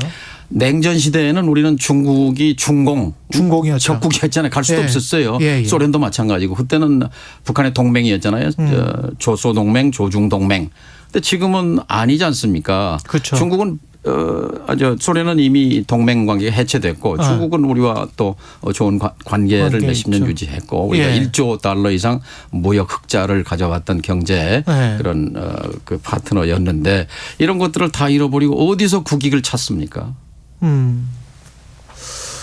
그러네요. 자해 외교입니다. 자해 외교. 보니까 2018년인가 28%까지 대중 수출 비중이 그렇는데 지금 한 19%로 떨어졌더라고요. 지난해. 근데 이게 윤석열 대통령 취임 당선부터 지금까지 계속 무역 적자입니다. 무역 적자. 그것도 무관하지 않다고 생각합니다. 이게 중국이 어떤 대응을 할지 그게 참 무섭기는 한데요. 그러니까 예. 중국이 강대국이고 미국이 강대국이지만 그러나 우리는 옛날에 생각했듯이 새우가 아닙니다. 예. 고래등 새우가 아니고 우리는 적어도 미국에 대해서도 할 만한 한미동맹 그리고 중국에 대해서도 할 만한 경제 파트너 예. 당당한 자주 독립국가의 노선을 가야지 이렇게 의존적이고 편승하는 그런 외교 노선은 그런 길이 있는데 그런 길을 안 가고 있다 이렇게 지금 생각을 하시는 거군요. 예, 그렇죠. 분명히 그런 길이 있다. 네. 한일 합방 때 일본에 편승한 거거든요. 한일 합방 그 전문 조약 그 전문에 보면은 이렇게 돼 있어요. 예. 한일 양국 간의 아주 특수하고 친밀한 관계, 그리고 양국 간의 상호 이익 증진을 위해서, 그리고 동양 평화를 위해서 합방한다 이렇게 돼 있거든요. 그런 인식과 뭐가 다릅니까? 지금 민주당 상임 고문이시기도 해서 갑자기 또 민주당으로. 예, 3분밖에 안 남았어요. 지금 4분밖에 안 남아서 그 제작진하고 통화하면서 지난 그 체포한 가결, 예. 가결은 아니었죠. 체포한 표결. 근데 가결 같은 부결 이렇게 됐었잖아요. 예. 이게 정치하면서 이런 상황은 처음 봤다. 저는 이런 말씀을 하셨는데 이해할 수 없습니다. 왜냐하면요, 총만 안 들었지 사실 전쟁 상황이잖아요. 민주당 입장에서. 그런데 전쟁 중인데 자기의 장수를 상대방에게 잡아가라고 표결하는 거, 이건 반란군이죠. 이거는 특히 야당은 대의 명분으로 정치하는 건데 어디에 명분이 있고 어디에 대의 있습니까? 아무리 밉고 싫더라도 적어도 싸우면서 비판해야지. 우리 장수를 잡아가라고 하는 투표? 저는 제가 정치하면서는 이런 상황은 처음입니다. 이게 그러면 누구의 책임입니까? 어떻게 해야 되는 겁니까? 그러니까 저는 윤석열 정부가 흔드는 나뭇잎을 보지 말고 퇴행하는 한국 민주주의의 숲을 봐라. 민주당이 민주주의의 보루 아니냐 하는 그런 글을 쓴 적도 있습니다만 예. 지금 이 정부는 적어도 민주주의와 평화의 문제에 있어서는 비정상입니다. 그러면 여기에 대해서 분명하게 목소리를 내고 맞서 싸우는 세력은 민주당이어야 하는데 169명이나 되는 분들이 벌떼같이 달라들어서 한국 민주주의를 위해서 한국의 한반도의 평화를 위해서 노력한다면 싸운다면 저는 이렇게 안 되리라고 생각합니다. 지금 이재명 대표를 끌어내리는 데 쓰는 역량을 저는 윤석열 정부의 이런 역사적 퇴행을 저지하는 데 써야 맞다고 봅니다. 그 이재명 대표가 경기도지사 할 때 그 전 비서실장 이분이 이제 돌아가시면서 그 다음에 이제 도의적 책임 그리고 이제 이재명 대표도 본인의 책임은 이야기를 했습니다. 근데 어떻게 보세요? 이 과정이 이제 이런 것들이 좀 계속 벌어질 수도 있을 것 같은 그런 상황이긴 한데 검찰이 계속 압박을 하고 재판이 가면 중단이 될까요? 어떻게 보십니까? 예, 저는 지금까지 검찰이 공소장을 냈지만 거기에 물증은 하나도 없습니다.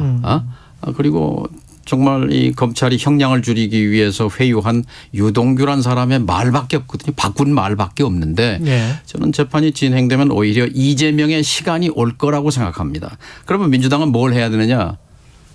쉽게 단일 대오입니다. 단일 대오를 형성해서 이 정권의 시시비비를 가리고 대안을 내면 어젠가도 여론조사 나왔더만요. 뉴스피민가에서 나온 조사에 보면 민주당이 47%, 국민의힘이 38%잖아요. 그리고 윤석열 대통령은 폭락하고 단일 대우를 해서 밀고 가면 저는 내년 총선에서 압승할 수 있습니다. 저는 그렇게 봅니다. 그러면 단일 대우를 형성하면 내년 총선에서 단일 대우가 핵심입니다. 단일 대우가 핵심이다. 근데 윤석열 대통령이 갑자기 뭐 국정을 잘 운영할 수도 있지 않습니까? 근데 지금 민주주의가 망가지고 있습니다. 예. 과거 야당의 당보 이름이 민주전선이었어요. 지금 민주전선이 필요할 때입니다.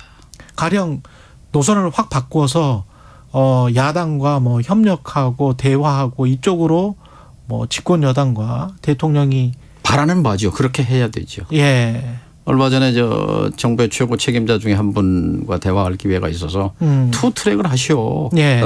이건 사법부에 맡기고 그다음에 현존하는 야당 대표인데 왜 청와대에서 대화도 안 합니까? 이것이 정치 아닙니까? 최소한의 정치를 복원하십시오 했더니 기다려 보십시오라고 하는 말을 하긴 하더라고요. 그래요. 기다려 봐야 되겠습니다. 예, 자주 나와 주십시오. 예. 민주당 상임고문 정동영 전 통일부 장관이었습니다. 고맙습니다. 감사합니다. 예. 여러분은 지금 KBS 1라디오 최경영의 최강 시사와 함께하고 계십니다.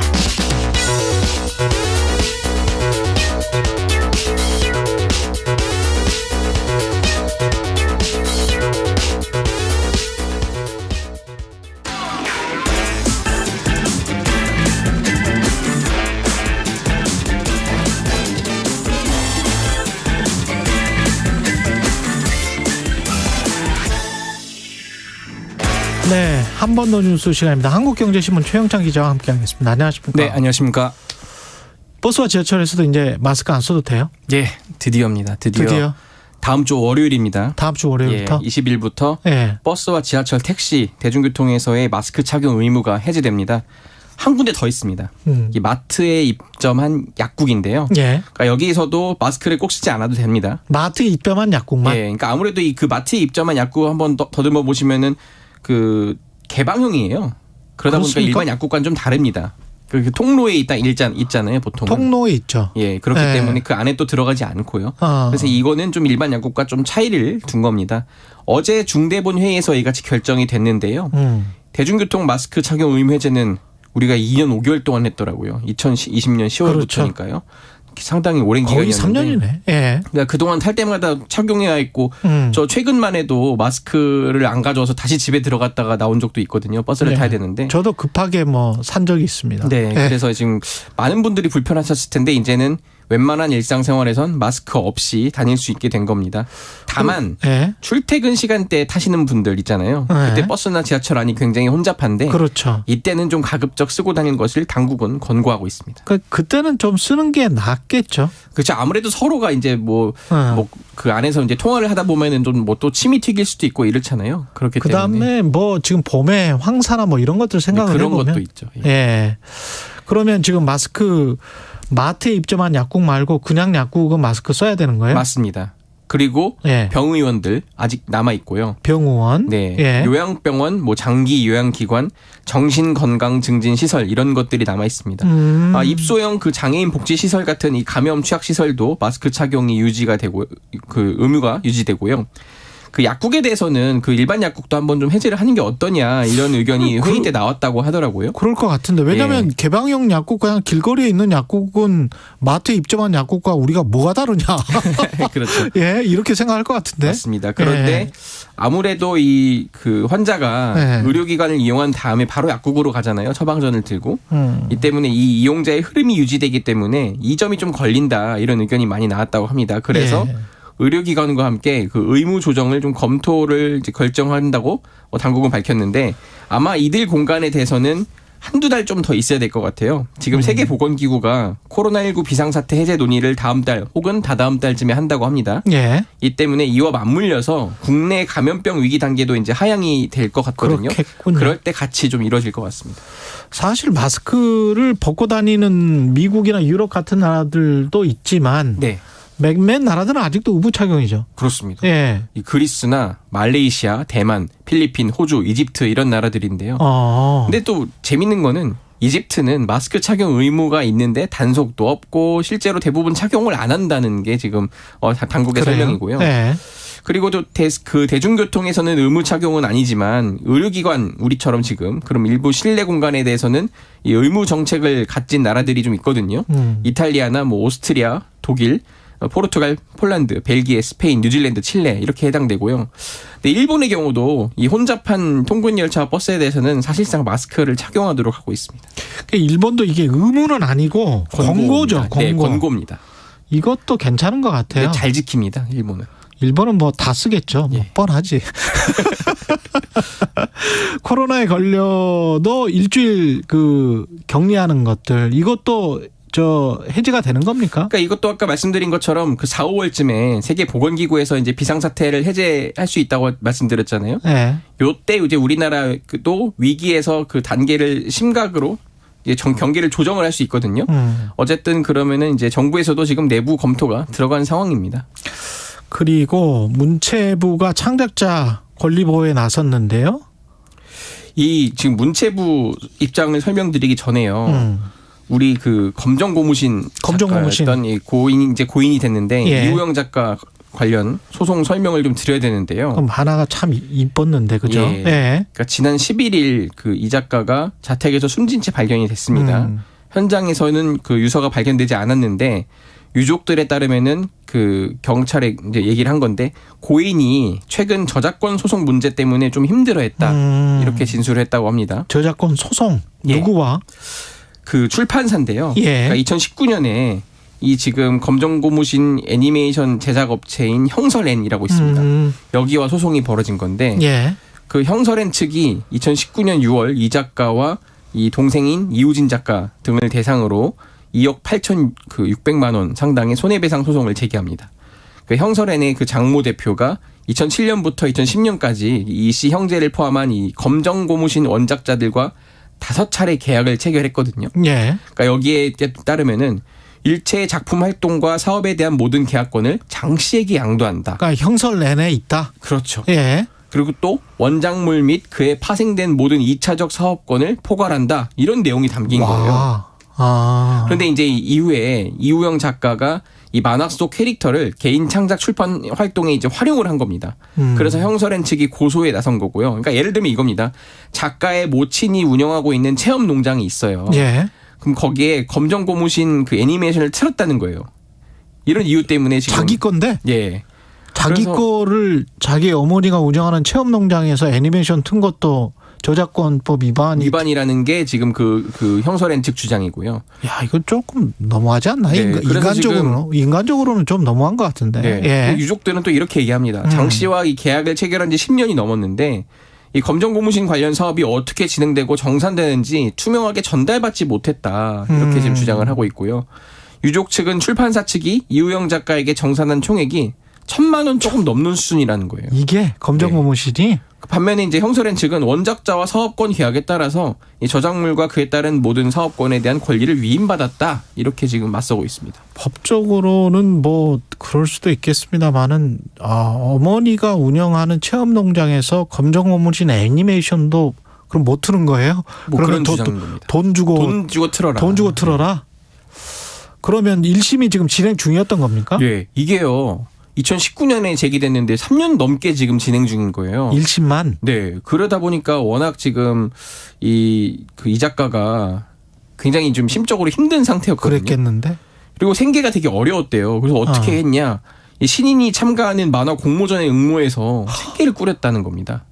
그래, 문체부는 지금 이게 일종의 불공정 계약 아닙니까? 맞습니다. 그래가지고 지금 문체부가 그 표준 계약서에 2차적 저작물 관련 내용을 구체적으로 넣을 계획이다. 이제 어제 이렇게 밝혔고요.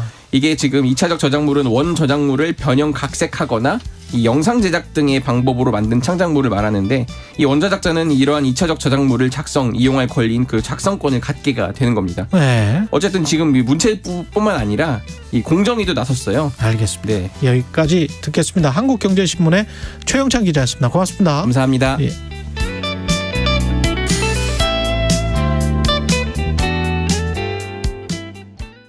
잠시 후 8시 반부터 일부 지역국에서는 해당 지역 방송을 보내드립니다. Welcome to my world.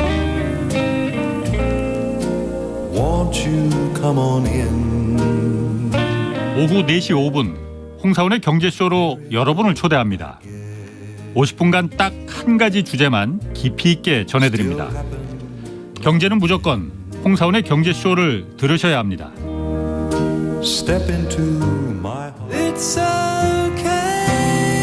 진행은 서툴지만 내용은 알찹니다.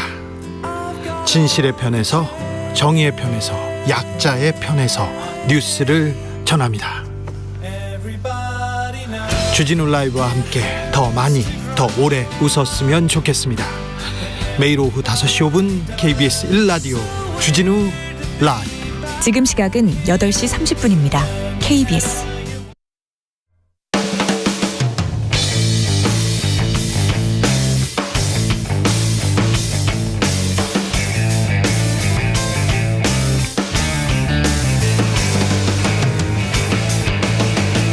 최경영의 최강 시사.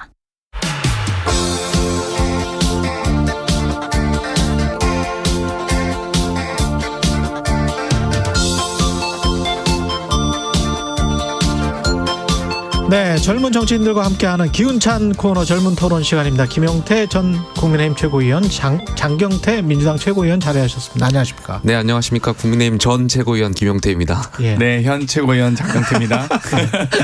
후유증이 이제 많이 가셨습니다. 현실 부정 단계에서 이제 현실 수능 단계로 좀 적어졌습니다. 그러면 이제 극복됐네.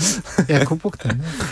예, 그리고 이거 시작하기 전에 앞서 정동윤 전 장관 나왔는데 여론조사를 말씀하셔서 제가 자세한 개요를 설명드리겠습니다. 뉴스핌 의뢰로 RN서치가 지난 12일부터 13일 조사를 한 거고요. 민주당 지지율이 47.7, 국민의힘 지지율이 38%. 자세한 내용은 중앙선거 여론조사 심의 홈페이지 참조하시면 됩니다. 10일부터 13일까지 조사를 한 거는 이게 지금 대통령실에서 이 강제동원 3자 변제안이 나오고 난 다음에 이게 조사가 된 거거든요. 그 다음에 민주당 지지율, 국민의힘 지지율이 이렇게 좀 변한 것 같은데 어떻게 보십니까? 이 3자 변제안이 영향을 미치고 있습니까? 지금 국민 여론에? 지금 오늘 삼전도의 굴욕 날 아니겠습니까? 그러니까 일본의 그러니까 저희가 계속 학폭 피해자가 학폭 가해자의 치료비까지 배상하는 안이다라고 지금 주장하고 있는데요. 저희가 식민지 피해국인데 왜 식민지 피해국이 일본의 배상금을 우리 기업이 부담합니까? 그리고 심지어 이렇게 일방적으로 일본에게 엄청나게 굴욕적인 이 합의를 해놓고서 기시다 총리가 쫓아와서 90도 절해도 시원찮을 판에 지금 우리 대통령이 일본을 가서 머리를 조아린다? 이거는 정말 있을 수 없는 일이고 오늘 아무튼 지켜보겠습니다만 또 다른 어떤 안이 나올지 모르겠으나 여러 한일 군사 동맹안이라든지 상호 방위 조약 혹은 군수 지원 조약 이런 여러 가지 정말 굴욕적인 어떤 합의가 나올지 모르겠지만 부디 더 이상 국익을 또 대한민국의 역사를 팔아넘기는 일은 없었으면 좋겠습니다. 김용태 최고원. 이 제3자 변제안에 대해서 많은 제 주변의 국민들과 이야기해보면 다들 이런 말씀하세요. 머리로는 이해가 되는데 가슴으로 이해가 안 된다. 그러니까 이게 한일 관계를 위해서 물론 과거사의 문제가 계속 65년 이래로 꼬여 있어서 지금 이 문제를 해결하는데 양국 간에 여러 가지 문제점이 있습니다만 앞으로 나아가야 된다는 것은 국민들께서 다 이해하고 계세요. 근데 다만 여기에 대해서 뭔가 대한민국 국민의 자존감이나 자존심이 좀 떨어지는 것 같아가지고 굉장히 안타까운 마음들 갖고 계신데요. 저는 이 제3자 변제안이 현실적으로 객관적으로 나아갈 수 없는 방안이라는 점을 인지하고 있고 대통령과 국회에서 그렇다면 국민과 또 이 관련해서 피해자분들을 설득하는데 보다 더 주안점을 둬야 되는 것 아닌가 그런 생각을 해봅니다. 백보 양보에서 2011년에 민간끼리 가령 피해자 단체와 미쯔비시 간에 이야기가 나왔던 그래서 미쯔비시가 문구에 넣었던 이 정도면 어떡할까요? 라고 했던 그 정도도 지금 못 받아낸 거 있잖아요. 힘든 고생, 유감, 뭐 어떤 한마디라도 100번 양보해서 한마디라도 해줬으면 좋겠어요, 사실 정말. 그러니까 오늘 뭐 어떤 회견이 있을지 모르겠습니다만 저는 당연히 그 김대중 오부치를 계승한다로 끝나서 안 되고요. 그 계승한다에 플러스 알파 일본이 어떤 것을 잘못했고 어떻게 반성하겠다 정도의 워딩이 반드시 들어가야 된다고 생각합니다. 김대중 오부치 선언 같은 경우는 양국 간의 신뢰를 다시 회복하고 동아시아 평화를 위해서 노력하는 등의 내용이었습니다. 그런데 이번 같은 경우는 2015년 12월 28일에 있었던 위안부 합의보다도 못한 안이거든요. 그 당시엔 최소한 일본 정부의 이 보상에 대한 규정이 있습니다. 뭐 이 금액이 워낙 뭐 협소해서 좀 저도 부끄럽습니다만 부끄러워서 말씀도 못 드리겠습니다만 이번 안은 일본 정부와 기업의 책임을 다 면책한 합의거든요. 왜 우리 기업이 왜 저는 배상되는지 도저히 모르겠습니다. 제3자 변제안을 할지라도 일본 정부의 배상 금액이 나와야 일본 정부의 좀 사과의 의미로 받아들인다든지 최소한 일본 전범 기업들이 배상액이 일정하게 있어야 일본 전범 기업들이 어찌되고 그 당시 역사에 대해서 본인들의 일정한 책임감을 통감한다라고까지 제가 지금 백보양보해서 지금 말씀드릴 수 있겠는데 왜 한국 피해자들에게 한국 기업이 배상해야 됩니까? 그러면 지금 한국 기업들이 전범 기업입니까? 그러면 그 기업들은 정말 그러니까 내놓으면서도 흔쾌히 내놓을 수 없는 뭔가 이제 당연히 피해자들에 대한 어떤 이 개선이나 구호를 위해서 한국 기업들이 정말 50보 100보 양보해서 정말 그분들을 배려해서 낸다고 할지라도 내는 순간 전범기업이 마치 전범기업이 되는 듯한 혹은 이 강제 동원 피해에 대한 일정한 책임이 있는 것처럼 보여질 수 있습니다. 그래서 흔쾌히 내놓을 수도 없는 안입니다. 근데 저는 아무튼 도저히 이해가 안 가서 도대체 뭐 일본 정부에서 하다못해 2019년에 그 소부장이라고 하죠. 소재 부품 장비에 대한 이 무역 보복에 대해서 일본 정부가 지금 사과했습니까? 그 당시 엄청난 경제적 파장과 우려가 됐음에도 불구하고 우리 국민과 기업들이 똘똘 뭉쳐서 또 정부가 나서서 극복했던 사례 아닙니까? 뭐 제가 100년 전까지 거슬러 올라가지도 않겠습니다. 그러면 2019년에 있었던 4년 전에 있었던 무역 보복에 대한 사과는 했습니까? 이런 것도 없이 지금 왜 하는지 아예 이해를 못하겠습니다. 근데 나중에 지금 민주당 의원들이 주장하는 거는 나중에 문제가 이거 직권남용이나 이런 걸로 될 수 있지 않느냐 대법원 판결이 나왔었던 건데 어떻게 보세요? 글쎄 뭐 대법원 판결과 관련해서 정부가 저는 일각에서 법적으로 봤을 때 다른 생각을 갖고 하는 것 아니냐라는 뭐 의견도 있는데 저는 그렇게 생각하지 않고 이게 국가 간의 문제고 여러 가지 65년도에 그 청구권 문제 있을 때 결국에 식민 지배에 대한 불법성을 우리나라에서는 당연히 이거에 대한 다툼이 없고요. 일본이 이것을 인정하지 않다 보니까 계속 이런 문제가 발생하는 것 같은데 저는 계속 제가 이 문제에 대해서 꼬리를 물을 것 같아가지고 보다 대통령께 좀 건의드리고 싶은 내용은 이 방안에 대해서 국민들이 머리로는 다 이해를 하세요. 그렇기 때문에 나를 따르라라는 식으로 정부가 일방적으로 발표하기보다는 국민을 감동시킬 수 있을 만한 뭔가 담화문이나 이런 것을 대통령께서 일본을 갔다 오신 후에 좀 발표하실 필요가 있지 않나. 아니면은 대통령이 직접 그 전에 사실은 피해자들 특히 생존 피해자들 3분 같은 경우는 대통령이든 누군가가 설득을 해야 되는 거 아니에요? 그분들의 동의가 먼저 있어야. 뭐 그러면 한일 관련해 가지고 이제 의원들이 친교 외교 활동한다고 일본을 방문한다고 저희 국민의힘에서 최근에 이제 보도가 나왔는데요. 일본을 가는 것도 물론 중요하겠습니다만 저는 그 30여 명의 국회의원분들이 일본 가실 것에 집중하는 것보다는 말씀하신 대로 그런 피해자분들이나 국민을 설득하는 데 좀 더 주안을 해야 된다. 국민들의 감동을 줄 수 있는 건 끝났다고 봅니다 이미. 그러니까 저는 일본 내각이 총출동해서 기시다 총리를 비롯한 모든 내각이 서울에 와서 고맙다라고 해도 될까 말까인데 지금 우리 대통령이 가가지고 머리를 조아리로 일본을 갑니까? 이게 무슨 이런 굴욕적인 외교가 어디 있습니까? 정말 헌정사상 전 이런 외교 본 적이 없습니다. 하다못해 박근혜 대통령도 이렇게는 안 했습니다. 짧게 한 말씀만 더 드리면 한일 간의 이웃 나라잖아요. 그래서 관계를 개선해야 된다라는 필요성은 많은 국민들이 공감을 하고 계신데 앞으로 한일 간의 이 강제징용 문제뿐만이 아니라 지뢰밭이거든요. 예를 들면 방류수를 어떻게 할 것이냐. 일본의 오염수 문제도 있고요. 또 사도광산 문제도 있고요. 계속해서 연결된 갈등들이 있어요. 그래서 이것을 어떻게 방치할 것이냐가 아니라 앞으로 한일 간의 이 관계를 개선하는 데 있어서 이 강제징용 문제도 어쨌든 하나의 매듭이고 여기에 대해서 대통령께서 좀 대승적인 차원에서 말씀하셨던 것 같은데 다시 말씀드리면 국민을 설득하는 작업이 더 필요할 것 같다는 말씀 드리고 싶습니다. 근로시간 개편안 관련해서는 대통령이 재검토를 지시를 했는데 이게 뭐 전면 백지화되거나 이런 상황은 아닌 건가요? 대통령하고 총리 말씀을 또 들어보면 총리의 보도를 보면 또 개선 그런 것을 또 뭐 완벽히 폐지하는 것은 아니다라고 말씀하신 거 보면 예.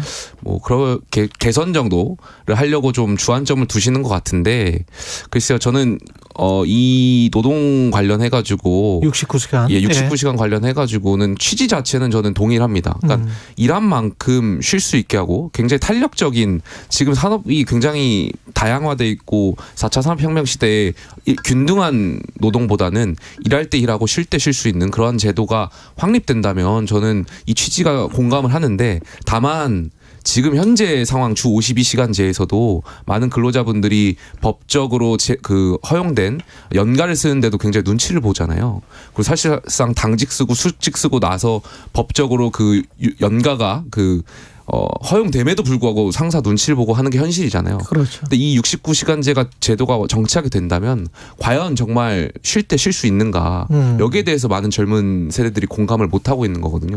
현실이 그렇지 못한데 그래서 정부가 여기에 대해서 좀 더 주안점을 두고 이 어떻게 더 쉴 수 그러니까 보장될 수 있는지 그 안전망에 좀 더 초점을 두고 홍보를 해야 되지 않나 그런 생각이 보장이 될 수 있겠습니까? 논리가 참 힘들어 보이는데요.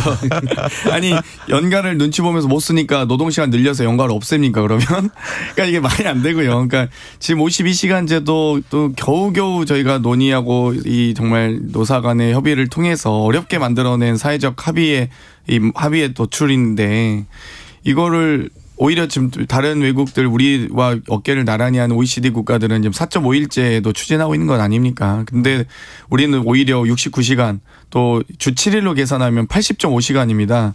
그럼 그 시간을 다 노동시간으로 채우려면 이 80.5시간을 주 5일로 했을 경우엔 이 9시에 출근해서 새벽 1시까지 근무해야 그 시간 채울 수 있습니다. 요즘 세상에 새벽 1시까지 일하는 직장이 어디 있겠으며 물론 정말 어떤 프로젝트 때문에 어렵게 할 수 있지만 그거를 개인의 선택에서 개인의 어떤 과정에서 작업 과정에서 논의를 해야지 이걸 법으로 올리겠다? 가능하게 하는 것 자체가 말이 안 되고요. 그렇기 때문에 뭐 저는 젊은이들뿐만 아니라 많은 분들이 이 노동은 거래의 대상이 아니다라는 얘기를 합니다. 그렇기 때문에 하다못해 임금 협상을 이렇게 해보십시오. 임금 협상을 정부가 나서서 했으면 좋겠다. 혹은 뭐 월차 수당, 주휴 수당 좀 더 올려주겠다. 이런 논의를 했다면 아마 많은 직장인들께서 좋아하셨을 겁니다. 그런데 지금 지금 노동정책 시작이 노동시간 69시간 증가. 이건 정말 많은 분들이 지탄할 수밖에 없습니다. 예. 김기현 신임 당대표죠. 그리고 이재명 민주당 대표 어제 만났는데 두 대표 발언을 잠깐 듣고 국민의힘 이야기, 민주당 이야기 좀 해보겠습니다. 저희들도 이제 정상 체제를 복구했기 때문에 자주 찾아뵙고 또 시간 되면 찾아오시기도 하면서 뭐 격주 단위로 한 번씩 만나든지 또 식사를 해도 좋고 어느 형태로 아주 다양한 형태로 공개 비공개 형태로 협의 대화 채널을 계속해 나갔으면 좋겠다 말씀을 드립니다. 공통공약 추진단을 좀 구성해서 정책협의회도 좀 만들고 우리가 공통으로 국민에게 약속했던 정책들을 좀 신속하게 입법할 건 입법하고 정책으로 만들 건 좀 만들어서 집행을 해보자는 말씀을 오늘 오신 기회에 다시 한번 또 드리도록 하겠습니다. 네, 국민의힘은 지금 이 신임 당대표가 바뀐 다음에 뭔가 좀 대화나 협력 무드로 돌아선 건가요? 일단은 취임하셨고 대표께서 그 취임 인사차 양당이 만난 거지 않습니까? 그래서 저는 일단 보기 좋았던 것 같아요. 뭐 잘 아시겠지만 국회 본청 들어가시면 로텐더홀 기준으로 우측은 국민의힘 당대표실이 있고 좌측은 민주당 당대표실이 있잖아요.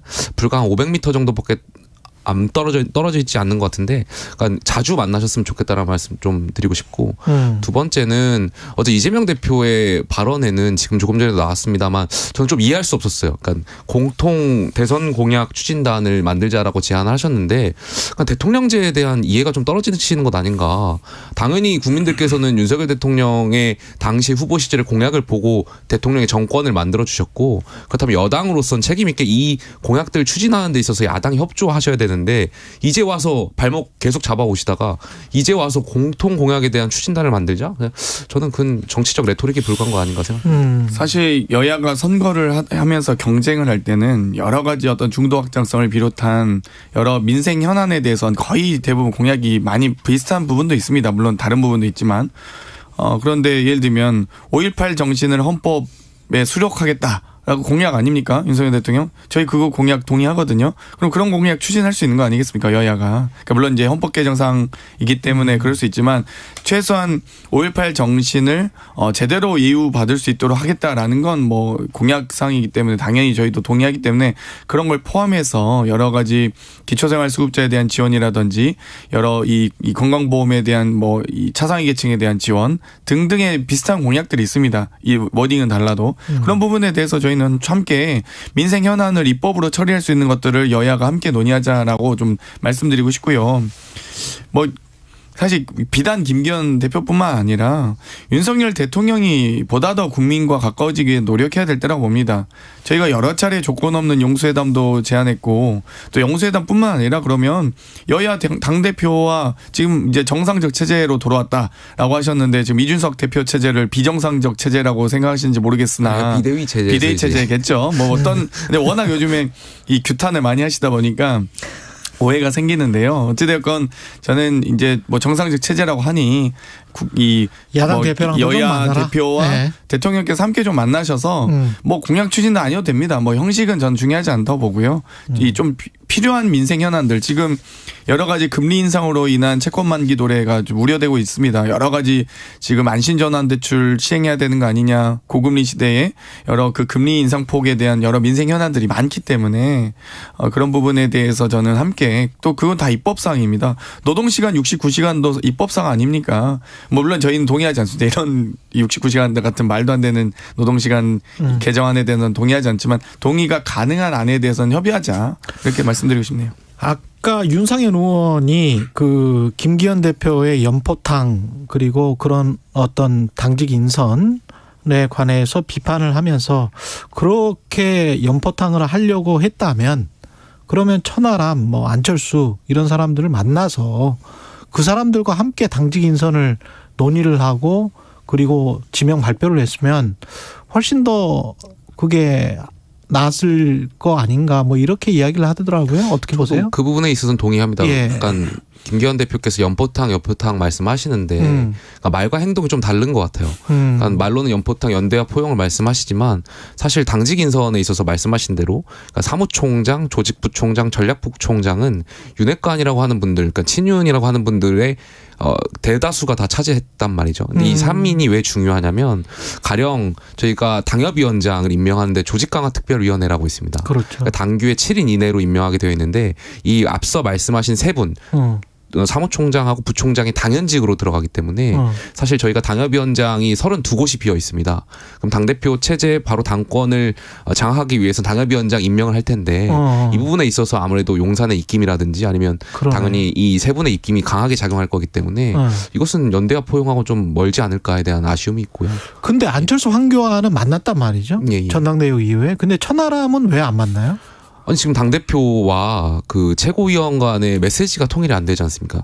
당대표께서는 연포탕을 외치고 계시지만 최고위원분들은 전당대회 끝나자마자 언론에 나와서 일제히 같이 갈 수 없다. 일제히는 아니야. 일제히는 아니고. 네, 태영호 최고를 제외한 나머지 3명은 네, 한두 명은 과거 발언도 뭐 확인하고 뭐 봐주자 뭐 이런 분위기예요.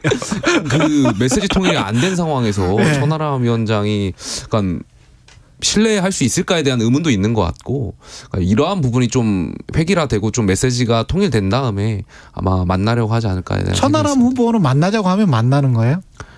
그러니까 아까도 말씀드렸지만 이 메시지가 통일 안 됐는데 과연 신뢰가 연포탕에 대한 신뢰할 수 있을까 이 부분이 담보되지 않은 상황에서 지금 만나봐야 뭐 밥 먹고 사진 찍는 거 하는 거에 의미가 있는 거지 않습니까? 제가 보기엔 연대와 포용탕이 아니고 연대 포기탕이었습니다. 그래서 보면은 이게 준비하고 오셨네. 그러니까 아니 연포탕인데 낙지가 없어요. 그럼 배추탕이죠 뭐. 근데 어찌되었건 이 사실 전당대 끝나면 낙선자들 패배자들에 대한 이 여러 가지 포용과 이 화해 어떤 배려의 제스처들이 나오거든요. 기본적으로 아주 그건 기본인데 이게 인성이 좀 의심스러운 정도예요. 그러니까 그냥 끝나자마자 이것들 뭐 역적들 다 몰아내야 된다, 뭐 다 추방해야 된다. 거의 무슨 거의 도편 추방법인 줄 알았어요. 그래서 저는 뭐 거의 살생부를 쓰고 있지 않습니까? 김용태 살생부 이렇게 막 쓰고 있어서 정말 전당대 지금까지 정치사 중에서 각 정당사에서 이렇게 이 낙선 후보에 대한 배려가 없는 때가 있었나 이런 생각이 들고요. 아무튼 연포탕을 우리가 의미를 좀 잘못 생각했다. 연대 포기탕이다. 라고 좀 다시 한번 말씀드리고 싶습니다. 고대 출신은 아니시죠? 네. 예. 아닙니다. 잘못 받아들일 수가 있어요. 예, 이준석 전 대표는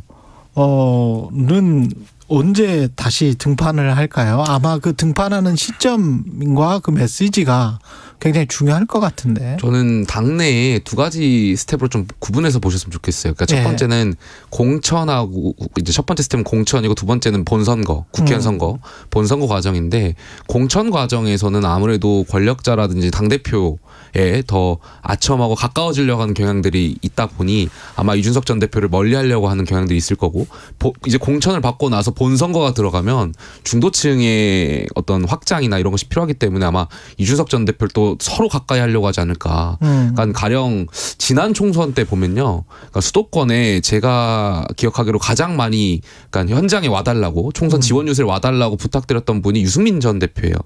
예를 들면 지난 지방선거 같은 경우에는 그렇게 당 대표에 대한 비판이 있다가도 지방선거 단체장들이 이준석 대표 지역에 지방 유세 와달라고 정말 쇄도했거든요. 그러니까 실제 본선거 들어가면 아무래도 이 당장 본인들이 이제 당선되느냐 마느냐가 걸려있기 때문에 그때는 아마 이준석 전 대표를 다 찾지 않을까에 대한 생각이 있습니다. 민주당은 지금 어떻게 된 겁니까? 지금 내용이 계속되고 있는 건가요? 아니면 잠겨져 있는 건가요?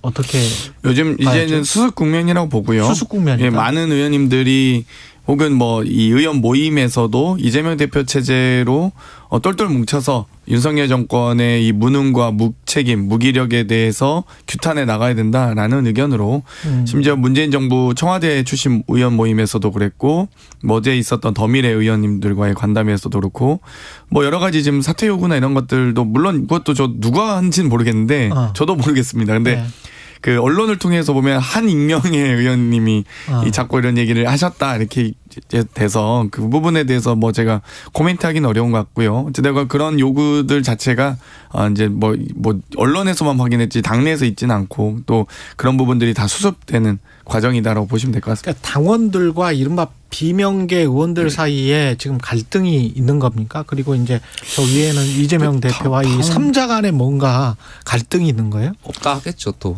근데 있어도 없다 할 것 당원들께서도 근데 이제 당원들께서도 당원들의 의견은 워낙 다양하긴 하니까요. 그런데 이제 그 다양한 의견들이 좀 일부가 조금 더 많이 노출되는 것도 있는 것 같고, 혹은 모르겠습니다. 이게 진짜 당원이 맞나 싶을 정도로 오히려 그럴 정도로 저희가 이제 막 수박 칠적이다 이런 웹자보에 대해서 거의 사실상 이 모욕에 가까운 사안들도 있기 때문에 저희가 이제 경찰 고발까지 수사 의뢰까지 할 고민도 하고 있습니다. 법률공도 하고 있습니다, 실제로.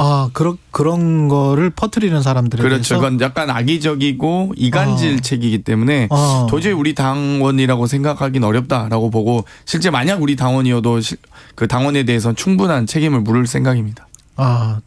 투머치 강성 지지자들에 관해서는 책임을 좀 묻겠다. 그게 자제를 요청하는 거죠. 자제를 고소는 하지 말아주세요. 당원한테 또 당내에서. 대통령실도 고발하는 나라인데 뭐 그게 뭐 가령 그러면 어렵습니까? 비명계 의원 지역 사무소 앞에서 트럭 시위를 하는 이 대표 강성 지지자. 근데 그 강성 지지자인지도 아직 신원 미상이거든요. 신원 미상이고. 그러니까 저는 그분이 누군지도 지금 좀 파악해달라고 그랬어요. 그 당이나 그 의원 지역사무소에다가. 그래서. 근데 이재명 대표를 되게 응원하시는 분인 것 같던데? 당대표 흔들지 말라고. 아니요. 근데 이제 그것도 그 메시지도 그걸 빙자한, 그러니까 포장한 게 아닐까. 약간 내용이 이제 뭐 내용은 본인은 와서 이제 지지는 할 수 있겠죠. 근데 이제 내용이 아니 저도 다른 김기현 사람을 대표 지지했거든요. 네. 아시겠지만 제가 공개적으로 발언했습니다. 김기현 후보가 꼭 당대표 되셨으면 좋겠다. 공개적으로 지지했기 때문에 저도 그런 마음이 그러니까 비슷한 마음일 수 있다. 그렇죠. 그래서 저는 그때 누군지는 한번 알고 싶어요. 제가 그분이 당원인지 실제 만약 진짜 이재명 대표 지지자시면 대표께서 하지 말아달라고 요청한 사안에 대해서 지지자가 거부할 이유는 없거든요. 그러니까 그래서 정도와 수준이 좀 지나친 예, 지지자들이 있다. 아니 상식적으로 이해가 좀 안 가서 그 상식적으로 이해가 안 간다. 그러니까 자제를 요청했음에도 불구하고 간다? 그건 지지자가 아닌 거죠 사실. 어떻게 보세요? 수박임을 인증하는 겁니까, 의원님? 아, 저 수박 되는 거예요? 아니, 근데 저는 민주당이 좀 잘해주셨으면 좋겠어요. 그러니까 네. 제가 저희 전당대회 끝나고 나니까 저희 지지하시는 당원분이 이런 말씀 하시더라고요. 네. 그러니까 덜 지지하시는 거겠죠. 그러니까 김용태를 뽑고 싶어도 지금 워낙 민주당이 비상식적이고 비이성적인 행태를 하다 보니까 대통령과 좀 윤핵관들이 마음에 들진 않지만 나는 여기에 어디로 가냐 힘을 실어주기 위해서 찍었다. 그렇기 때문에 민주당 좀 잘해주세요. 저희는 당대표를 지키기 위해서 똘똘 뭉치고 있는데 국민의힘은 당대표를 탄핵시키고 비대위를 가고 마음대로 전대를 바꾸고 대통령이 당무 개입하고 대통령이 행정관들이 초대나고 그게 말이나 됩니까? 이게 상식적이세요? 그리고 젊은 정치인으로서 마지막 주제 이 전두환 손자가 폭로한 영상 글 같은 거는 어떻게 보십니까? 그 전에 또 김재원 최고위원이 5.18 관련해서 이상한 말을 극우적인 목사와 함께 했기 때문에 이게 좀 정치적으로 좀 이슈가 될 것 같습니다. 저는 일단 이 사실관계를 좀 더 확인해 봐야겠지만, 글쎄요, 그 말씀하신 어제 폭로하신 내용에 일부분 신뢰에 가는 부분들이 있었기 때문에 이 부분에 있어서는 좀 수사기관이 좀 더 뭐 검은 돈의 실체라든지 좀 더 파악할 좀 여지가 있지 않나 생각해 봅니다. 뭐 일단 그 대통령 퇴임 이후에 뭐 여러 가지 또 예우도 박탈된 상태에서 정말 많은 고액의 이 여러 식사나 이런 것들을 뭐 저희도 많이 제보가 들어오긴 하는데요. 예. 그런 부분에 대해서 어떻게 이 전두환 씨를 비롯한 일가가 그리고 뭐 캘리포니아의 와이너리까지 대농장까지 소유하고 있는 건 아니겠습니까? 외국에 혹시나 이 여러 비자금을 소위 검은 돈을 빼돌렸거나 그렇다면 정말 또 혹은 국부를 유출했거나 그런 사례가 있는지는 좀 확인해 봐야 되는 것 같고요. 어찌되고 호화 생활을 누린 것은 확인됩니다. 그렇기 때문에 이런 부분에 대해서는 충분히 소명해야 되지 않나. 재산 형성 과정이 불투명하기 때문에 오히려 이런 의혹들도 또 심지어 신뢰할 수 있는 손자를 통해서 폭로가 됐기 때문에 좀 사실관계 확인이 명확하게 필요하다라고 생각합니다. 예. 검찰의 조사나 수사까지도 필요한 사안이 아닌가 그렇게 생각을 합니다. 분명히 외환 거래를 했을 거란 말이죠. 그러면 그게 불법적으로 했을 거고. 통장에 29만 원 있는 분이 치고는 너무 호화생활 하셨죠.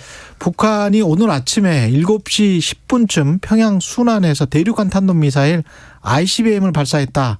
속보가 들어왔습니다. 자세한 소식 들어오는 대로 KBS 1라디오 프로그램을 통해서 계속 전해드리도록 하겠습니다. 오늘 여기까지 하겠습니다. 젊은 토론 김용태 전 국민의힘 최고위원, 장경태 민주당 최고위원이었습니다. 고맙습니다. 감사합니다. 예, 3월 16일 목요일 KBS 1라디오 최경영의 최강시사였고요. 저는 KBS 최경영 기자였습니다. 내일 아침 7시 20분에 다시 돌아오겠습니다. 고맙습니다.